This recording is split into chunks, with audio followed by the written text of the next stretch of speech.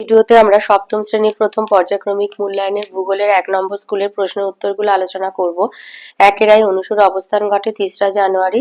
২ অধিবর্ষ বলে ৩৬৬ দিনের বছরকে। ৩ অক্ষরেখাগুলি পূর্ণবৃত্ত। ৪ নিরক্ষরেখার মান ০ ডিগ্রি। ৫ পৃথিবীর বৃহত্তম বনভূমি হলো তৈগা। ৬ এশিয়ার পন্টিক আর টরাস পর্বতের মাঝে অবস্থিত আনাতোলিয়া মালভূমি। ২ আছে শূন্যস্থান পূরণ করো আয়। উচ্চতা বৃদ্ধির সঙ্গে সঙ্গে বায়ুর চাপ এবং উষ্ণতা ২ কমতে থাকে। ২ বায়ুর চাপ মাপার যন্ত্র হলো ব্যারোমিটার। ৩ পৃথিবীর ছাদ হলো পামির মালভূমি। ৪ জাপানের রাজধানীর নাম হচ্ছে টোকিও। ৩-এ আসি, ৩-এর আইতে বলেছে জলবিষুব কাকে বলে।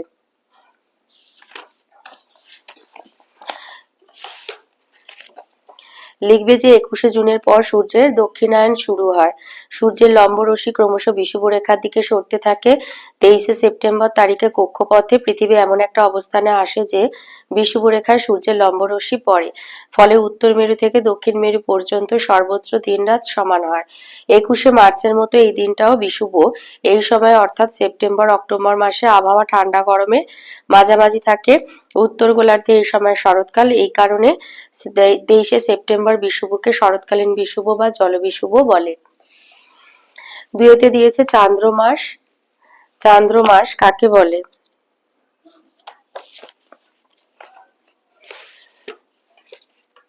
এইখান থেকে লিখবে যে পৃথিবীর উপগ্রহ চাঁদ পৃথিবীকে প্রায় ২৭.৫ দিনে প্রদক্ষিণ করে বা ২৭ পূর্ণ ১-এর ৩ দিনে প্রদক্ষিণ করে। এই সময়টাকে চান্দ্র মাস বলে।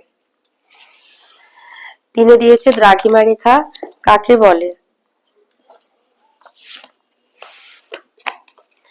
লিখবে মূল মধ্যরেখা থেকে পূর্ব ও পশ্চিমে উত্তর মেরুবিন্দু থেকে দক্ষিণ মেরুবিন্দু পর্যন্ত অঙ্কিত লম্বালম্বি অর্ধবৃত্তাকার রেখাগুলোকে বলা হয় দ্রাঘিমা রেখা।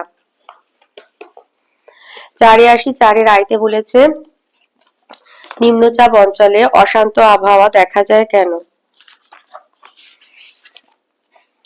এই উত্তরটা লিখবে যে উষ্ণ বায়ু উপরের স্তরে শীতল বায়ুর সংস্পর্শে এলে বায়ুর জলীয় বাষ্প ঘনীভূত হয়ে জলের সূক্ষ্ম ফোঁটা বা বরফের সূক্ষ্ম কণায় পরিণত হয়। এই কারণে নিম্নচাপ অঞ্চলে মেঘ, বৃষ্টি, ঝড়, অশান্ত আবহাওয়া দেখা যায়। ২-তে বলেছে মধ্যরাত্রি সূর্যের দেশ কাকে বলে।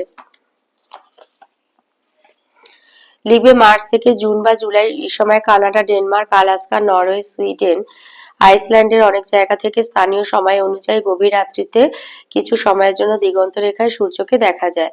নরওয়ের উত্তরে হ্যামারফেস্ট বন্দরে মে মাস থেকে জুলাই মাস পর্যন্ত সূর্যকে রাতের বেলায় স্পষ্টভাবে দেখা যায় বলে একে মধ্যরাত্রি সূর্যের দেশ বা নিশীথ সূর্যের দেশ বলা হয়। তাহলে নরওয়ের উত্তরে হ্যামারফেস্ট বন্দরকে মধ্যরাত্রি সূর্যের দেশ বা নিশীথ সূর্যের দেশ বলা হয়ে থাকে। ৩-তে বলেছে রবিবার কাকে বলে। লিখবে হেলানো অক্ষের জন্য পৃথিবী কক্ষপথে এমনভাবে কাত হয়ে ঘোরে যে বছরের বিভিন্ন সময়ে পৃথিবীর বিষুব রেখা, কর্কট ক্রান্তি রেখা অর্থাৎ ২৩.৫ ডিগ্রি উত্তর অক্ষরেখা এবং মকর ক্রান্তি রেখা অর্থাৎ ২৩.৫ ডিগ্রি দক্ষিণ অক্ষরেখা সূর্যের লম্বরশ্মি পড়ে। ফলে আপাতভাবে মনে হয় যে সূর্য পৃথিবীর বিষুব রেখা থেকে উত্তরে কর্কট ক্রান্তি রেখা পর্যন্ত আর দক্ষিণে মকর ক্রান্তি রেখা পর্যন্ত চলাচল করে। এটাই সূর্যের বার্ষিক আপাতগতি বা রবি মার্ক। রবি মানে সূর্য আর মার্ক মানে পথ। ৫-এ আসি, ৫-এর আইতে বলেছে ইয়োকাহামা শিল্পাঞ্চলের বৈশিষ্ট্য কি। এই যে ইয়োকাহামা শিল্পাঞ্চলের বিশেষ বৈশিষ্ট্য ১ হচ্ছে গোটা বিশ্বকে নগর পরিকল্পনার ব্যাপারে নতুন দিশা দেখিয়েছে এই শহর। ২ জাপান সরকার কর্তৃক ২০০৮ সালে আদর্শ পরিবেশ বান্ধব শহর হিসাবে স্বীকৃতি পেয়েছে। ৩ শিল্প দূষণ প্রতিরোধ করতে সক্ষম হয়েছে। ৪ শিল্পের পাশাপাশি কৃষিকাজকে সমান গুরুত্ব দেওয়া হয়েছে। ৫ বর্জ্য পদার্থের সঠিক ব্যবস্থাপনা এবং পুনর্ব্যবহার করা হচ্ছে। আর ৬ পতিত জমি পুনরুদ্ধার আর জমির পুনর্বিন্যাসের ওপর গুরুত্ব দেওয়া হয়েছে। ২-এ বলেছে ইয়াংসি নদীর অববাহিকাকে চীনের শস্য ভাণ্ডার বলা হয় কেন।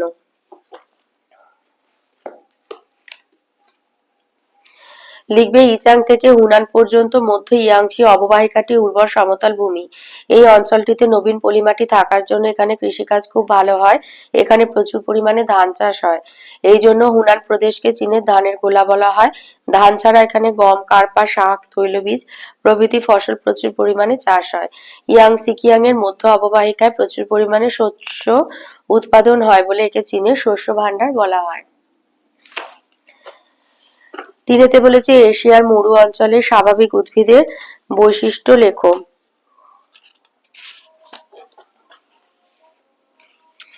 এই যে উষ্ণ মরু প্রকৃতির উষ্ণ মরু অঞ্চলের বলেছে, এই যে এইটা লিখবে।